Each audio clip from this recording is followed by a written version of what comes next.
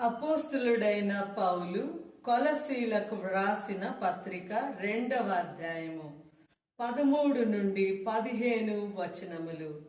మరియు అపరాధముల వలనను శరీరమందు సున్నతి పొందకయుండుట వలనను మీరు మృతులై ఉండగా దేవుడు వ్రాత రూపకమైన ఆజ్ఞల వలన మన మీద రుణముగాను మనకు విరోధముగాను ఉండిన పత్రమును మేకులతో సిలువకు కొట్టి దాని మీది వ్రాతను తుడిచివేసి మనకు అడ్డము లేకుండా దానిని ఎత్తివేసి మన అపరాధములన్నిటినీ క్షమించి ఆయనతో కూడా మిమ్మును జీవింపచేసెను. ఆయన ప్రధానులను అధికారులను నిరాయుధులనుగా చేసి సిలువ చేత